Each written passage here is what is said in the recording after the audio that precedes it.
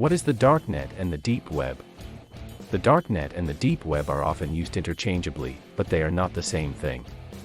The darknet is a small portion of the deep web that is only accessible using special software, while the deep web refers to all websites that are not indexed by search engines. The darknet is often associated with illegal activity such as drug trafficking, illegal arms dealing, and money laundering. However, it also serves a legitimate purpose for people who wish to keep their internet activity private, such as journalists and whistleblowers. The most well-known example of a darknet market is the Silk Road, which was a website used to buy and sell illegal drugs. The site was shut down by law enforcement in 2013, but similar sites have since popped up in its place. The deep web, on the other hand, is estimated to be hundreds of times larger than the surface web, which is the part of the internet that is indexed by search engines. It includes sites on the darknet, as well as other types of sites such as password-protected sites and unlinked pages.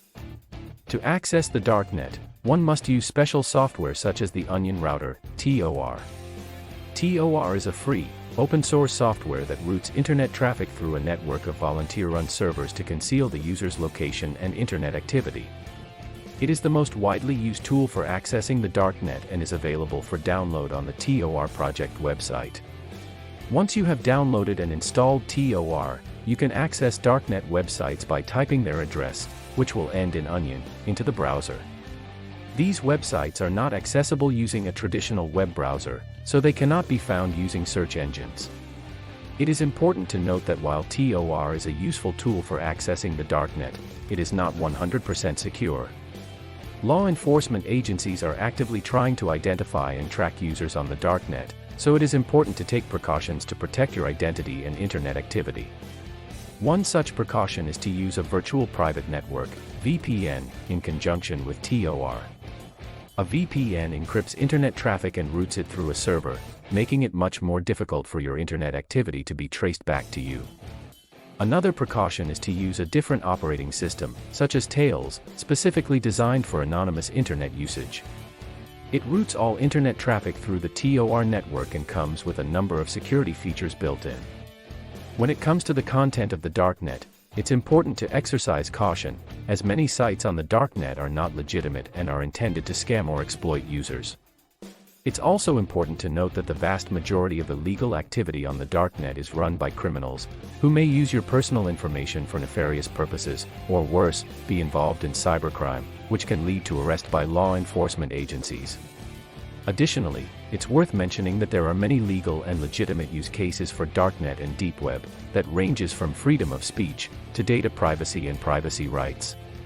Anonymous and uncensored communication channels, such as forums, messaging platforms, and email services, that can be found on the deep web, have been a vital tool for activists, journalists, and people living in countries with oppressive regimes. In summary, the darknet is a small part of the deep web that is only accessible using special software, and is often associated with illegal activities. However, it also serves a legitimate purpose for people who wish to keep their internet activity private. To access the darknet, one must use special software such as TOR, and it's important to take precautions to protect your identity and internet activity. It's also important to be mindful of the content of the darknet and exercise caution when navigating it. Accessing the deep web is a bit more straightforward. You only have to have the specific link to a page that's not indexed. This can be, for example, a page behind a login or a page not linked from any other page. But again, just as with the darknet, it is important to exercise caution when navigating the deep web. In conclusion, while the darknet and deep web may have a reputation for illegal activities, they also have many legitimate uses.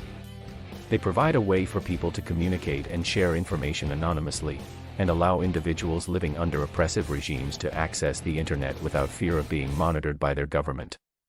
However, it's important to understand the risks and take the necessary precautions to protect your identity and internet activity when accessing these parts of the internet. It is also worth noting that, even though both the darknet and deep web have some valid use cases, it's not recommended for regular internet users to access them unless they have a specific purpose and a good understanding of how to stay safe. Thanks for watching, like and subscribe, see you on the next one.